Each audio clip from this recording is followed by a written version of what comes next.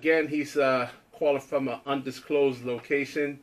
Uh, I know a couple of you guys, y'all reached out to me and said, "Hey, you don't like this," and, including my wife. But things happen in life, man. So it's not like we do this stuff all the time.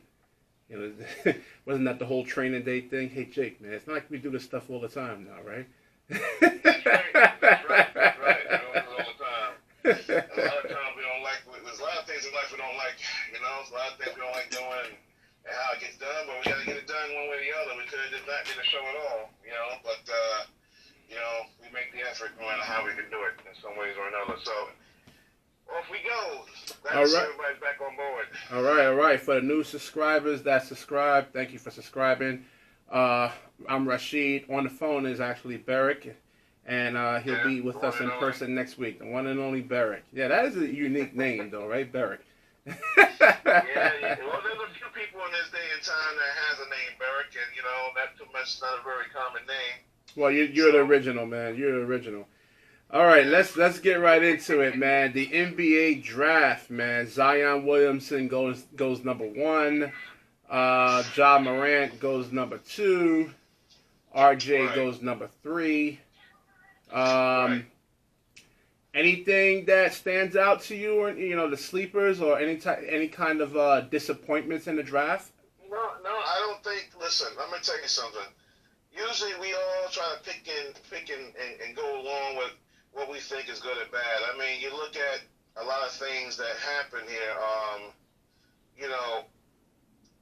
I look at the pick number 4 with DeAndre Hunter, who's he's a very good point guard. He's a good point guard. I mean, and then you got Darius Garland, who the Cavaliers drafted at 5. I thought those were great picks. There's a lot of good backdoor picks that I think will play out well. I mean, the Hawks went up and picked Cam Reddish at 10. I think there might be some good things with Cam going on, and the Magic got Chuma Okeke.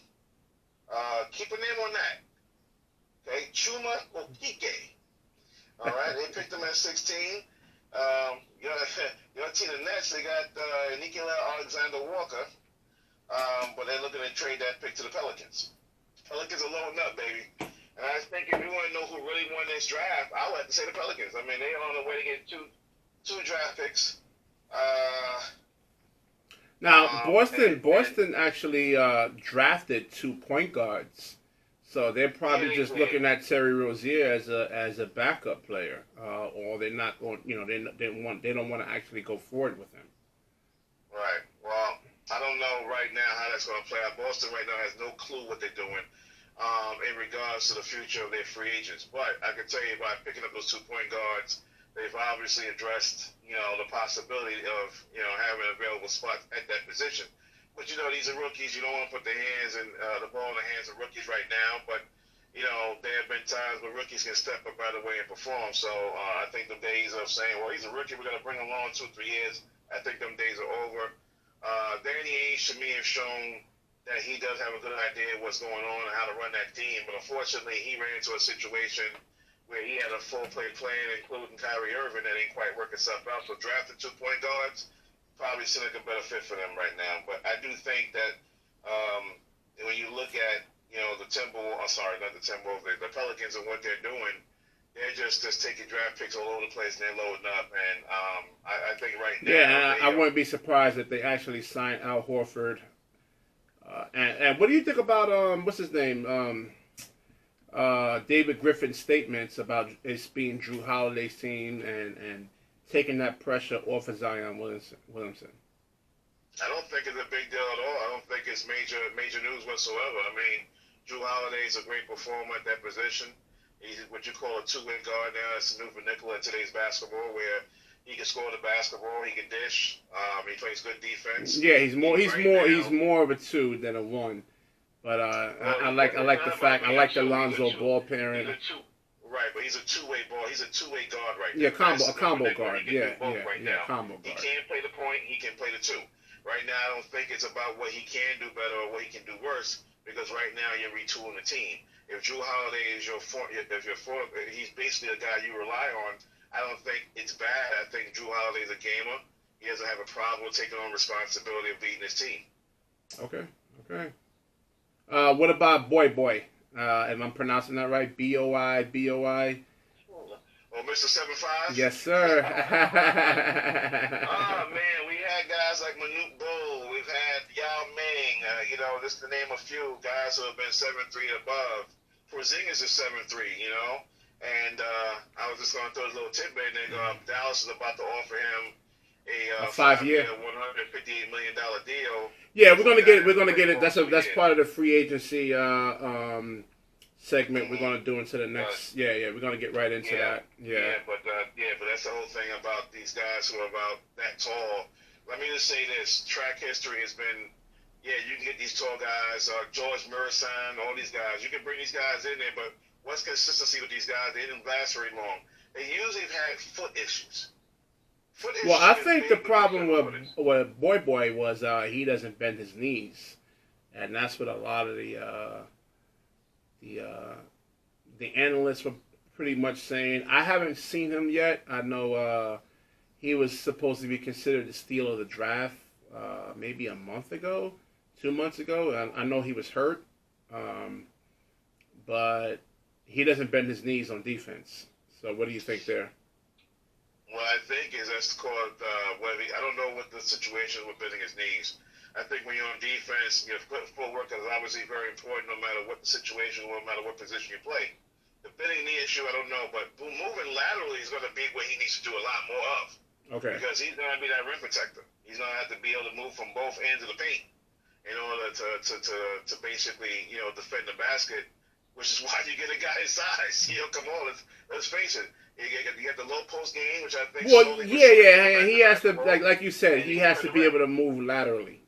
He has to be able to move laterally. And that's going to have to be his thing. If he can't move laterally, he's no good to you.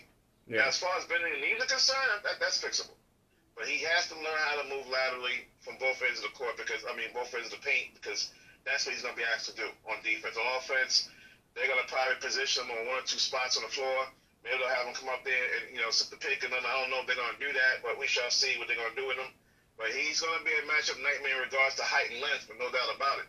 If he's anywhere close to being effective, he will be a problem. But moving laterally has to be his best thing. All right. And I wish I had a drum roll for here. Free agency. Free agency, baby. All right. Well, we've been we've been waiting for this. It's coming Sunday, 6 o'clock. Are you ready, Berick? Are you ready? Well, I'm gonna tell you something. And I know you're not going to be so excited because the Knicks may strike out on a tier 1 free agent. I think the Knicks are going to strike out altogether because, first of all, I don't want to make this a Knicks, Nets, Lakers, Clippers thing, but unfortunately, these 4 teams are going to be the frontliners to possibly getting the Clippers too. Let's not forget about those guys. I just said the Clippers. Oh, okay. Yeah, I said the Clippers, the Lakers, the Knicks, and that. They're the ones that have really put themselves in the best position to get these particular top tier free agents. And of course, KD just officially announced himself a free agent. But hold up, stop the presses. I know he wants to pair up with Kyrie. Kyrie has to officially sign with the Nets for it to be official. I think that's going to happen. If it does, there's a good chance that KD comes to Brooklyn. But there's also rumors out there that KD might resign. But, KD stands to make the most money in Golden State. I think we all know that by now. But it doesn't mean that he's going to go to Golden State. I've often told many friends at many times when it comes to looking for jobs or whatever the case is, don't always chase the money. Chasing the money doesn't always guarantee success nor happiness. You have to put yourself in the best position to be successful, but do it at a case where you're going to be happy. Is he going to be best happy in Brooklyn? Yeah, I don't see a reason why not. Is he going to be happy in the Garden? I don't see a reason why not. But the bottom line is, if he goes to Brooklyn, he's in a better position to be successful than he is with the Knicks. You can't come out and say, well, I want to be the guy that runs the team. Then you go to the Knicks. Well, I want to be the guy that joins. Well, I think with the Knicks, if they can actually put a good team together, and they actually went to the finals, they went to the finals and actually win a chip. Endorsement wise, you know, his brand, his sneakers. I mean, it would be huge. Right. Well, Yeah, and I think that's what the struggle is right now. I mean, if you go to Brooklyn, you know, Brooklyn is not the, you know, I mean, Brooklyn is a, you know, it's a name, but it's not the Knicks. Well, listen, I think, yeah, I think right now we're going to always be speculating on what we think a free agent is going to do. And, you know, listen, let me tell you something. Every Knicks fan out there wants one of these players, if not both. I don't think it's going to happen. You got to be realistic. I often went out there and said myself, campaigning people privately. I said, you know, James Dolan has to go out there and get his former players to be campaigners for him and to sell his. Yeah, how did the Knicks actually get into this position over here? You're a diehard Knicks fan. We're not going to talk about how the Knicks get. We're talking about the draft. We'll touch that later. They got here. I'll just throw a real 2-3 seconds. They got here because they put a lot into the Carmelo Anthony situation, and that didn't work out. Now, back to where we are. You know, it's just a situation where you just got to sit back and say, you know, how do you get this brand back on top? But you only got 2 ways to do it. You know, listen, the Knicks have always swung for the fences. That's a baseball reference, in which you sit there and say, well, we're going to go get this free agent. We're going to try to win now. You know what? It's been this long without the Knicks doing anything, we can win another year or 2. Why? Because you may have to go the old-fashioned route, and that's built from the ground up. And I said this a couple of years ago. Well, that's what the Knicks general manager came out today and said. They do strike out on any of these top tier. That article I sent you earlier, they may have to actually go that route. And I'm not opposed to it, but I think we all agree with it because we want to win now. I mean, what fan base doesn't want to win now? You know, when you see another team out there doing success. You know, I would have to say that, you know, you want a piece of success. I mean, who doesn't want the big picture? Who doesn't want the whole apple? Who doesn't want the whole piece of the pie? We all do. There's nothing wrong with that. But unfortunately, you only have 10 to maybe 12 really good players. And half them people, if not all of them, are available for free agency. So that's why the free agency is where it is. You have to find a way to get one of them. Now, Kimber said, oh, I want to go. Kimber Walker said, now I'm thinking about Dallas. I'm thinking about Boston. Okay, you can take Kimber off your radar because he's not looking towards the Knicks. Where's Al Horford going? He's probably going out west. Big Fish is really KD and Kyrie. Well, they're supposed to be coming to New York. But wait a minute. We have 2 New York teams that just named differently. One is I just think the Knicks, I mean, I just think the whole thing was predicated on getting Zion. And I think if the Knicks would have got Zion Williamson, it was definite. I think it would have helped. But I wouldn't say it's predicated. That's a very strong way to say, well, we're putting all our eggs in one basket. Well, that's what the Clippers are doing. That's what the Clippers are doing with Kawhi Leonard. That's what the Clippers are doing with Kawhi Leonard. They actually putting all their eggs in one basket. I don't think they're actually really targeting anybody else but him. Well, I'm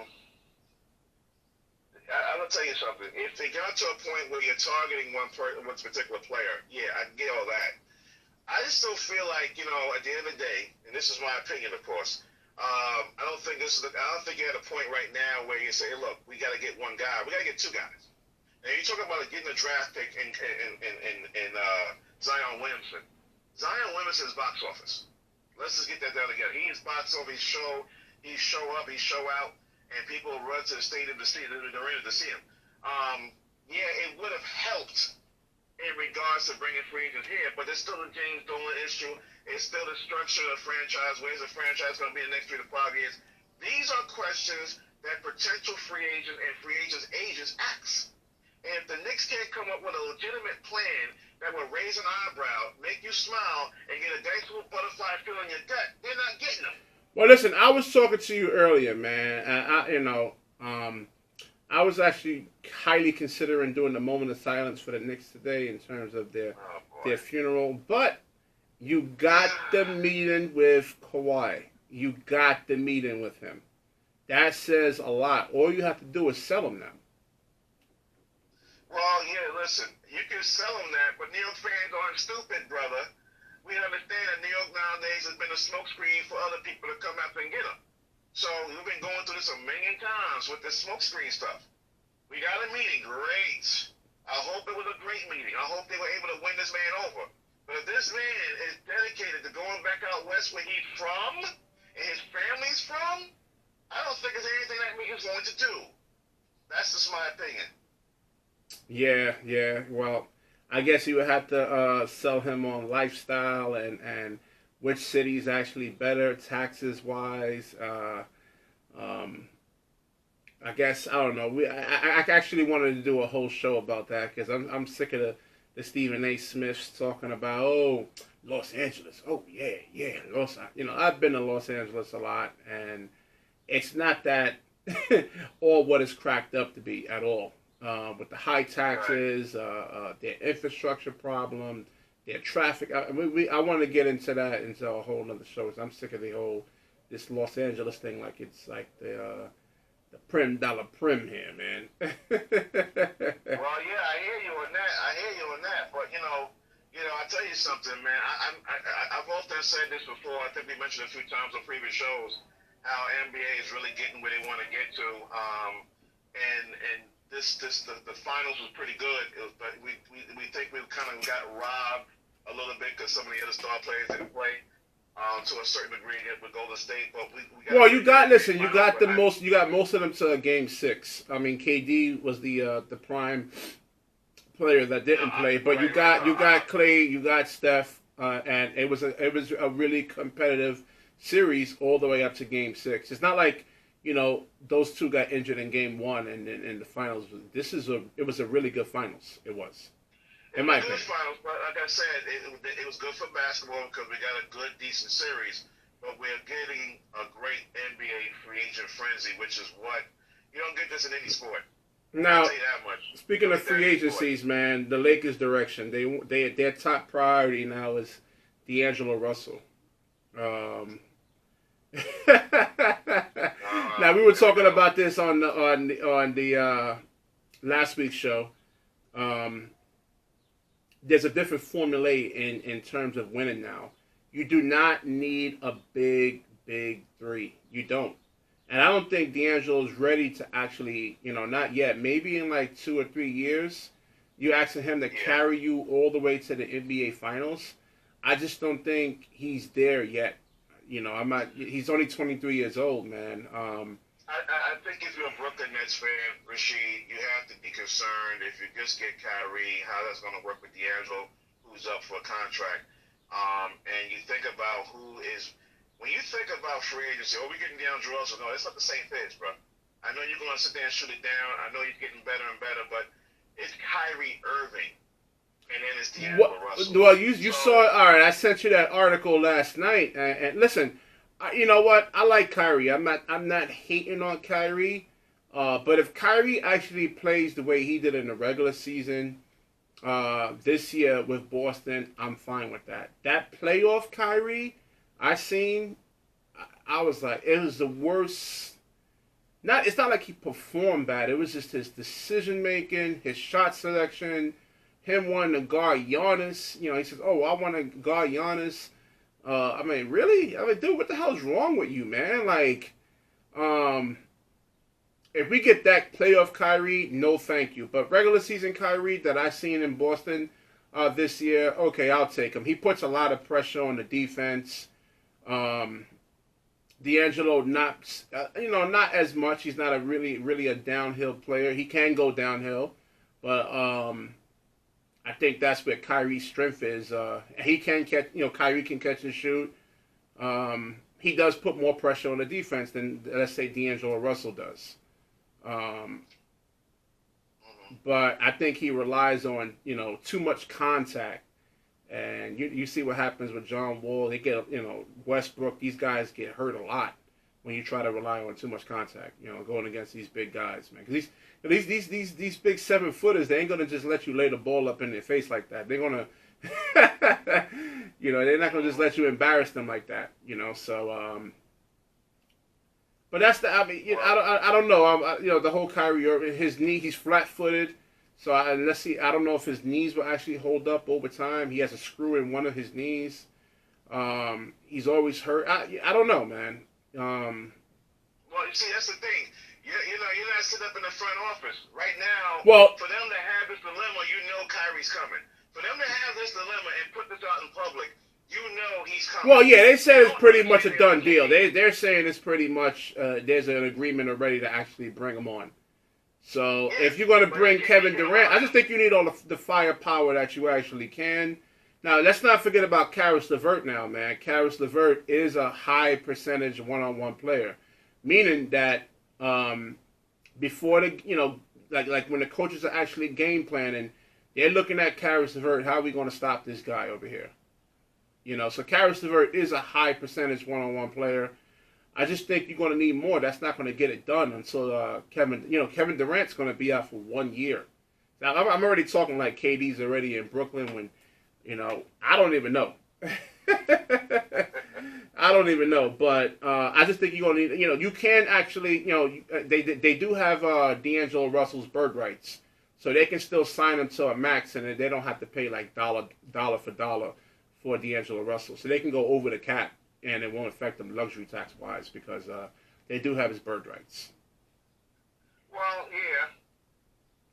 Now the Lakers. Now getting back to the Lakers, yeah, because I actually jumped off. I derailed for a second, but the Lakers. I was. What do you think? Should they sign D'Angelo Russell or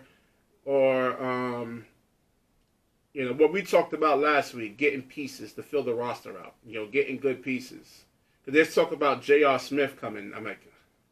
I said, "Oh Lord!" I hope he's not going to be your starting too.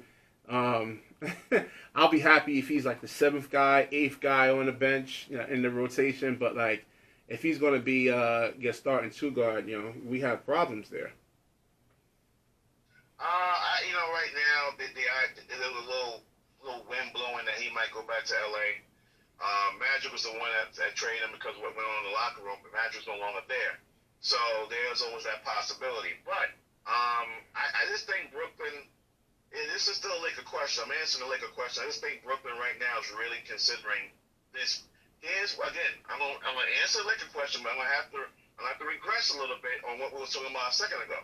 All right, now you threw Karis LeVert in there. Karis LeVert right now is a great player. All I'm saying about this. No, he's a good player. He won't be great until he can start. He can hit that jump shot. He can get that 3-point shooting to 37-38%. Then he'll be great. It's not about Karis LeVert. His name is not popping up because he's at the focal point right now. He's a good player on the rise. Right now, it's about do you keep Kyrie? Do you get Kyrie and let D'Angelo go to the Lakers? If you do that, you're hoping to get KD in there. Karis LeVert is. Let me just try to say this. Even though his talent is on the upside, I don't know if Kyrie wants to pair with Karis LeVert, and the rest of the bunch. You have to look at that. Karis LeVert is on the rise up. Now, in regards to the question, that's actually answering the question about the Lakers. Do you let him go out there and sign out with the Lakers? That's because listen. If you sign D'Angelo Russell, he's pretty much going to assimilate all their cap space, man. They're not going to really have anybody to actually fill out the roster, man. And I don't think the Lakers they don't want to pay the luxury tax. So that's Jeannie Buss's. I don't think she has any other businesses or anything like that. Like Steve Ballmer, he has a lot of other businesses. It has to be a sign and trade. Yeah. Okay, if D'Angelo goes to the Lakers, it's got to be a sign and trade business. And let's face it, the Lakers don't have that cap space anymore. Yeah. Not anymore. All right, now the Clippers have the Lakers kind of took themselves off that list. Now.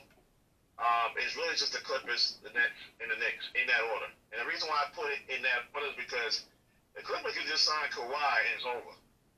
It's over. What they got there? They're the 6th man. And with a Brooklyn Nets cap, and then if we get. I'm certainly certain that won't happen. But you know what I'm saying? Never say never, brother. Never say never. All right, everyone. Like the video, subscribe. Hit that like button. Hit the like button. Sorry I couldn't be there physically, but I am there emotionally, and I am there and spiritually. Yes. So yes. I care about the fans. I care about our viewers and listeners hearing what we have to say about today's sports. So I definitely didn't want to be a part at all. So I'm glad we were able to do something to get this thing on the ball. So I will be there physically, God willing, and we can get this thing going on because next week's show will be entirely about the NBA free agency. We can't talk about Sam Darnold and how the Giants whiffed on him. Can we talk about that? Like I said, we'll talk about that. You know what I'm saying? It's true. We'll tackle football in another minute. You know what I'm saying? But this is probably the bigger thing sports got to offer right now, and we'll be cracking it down as much as can be cracked. All right.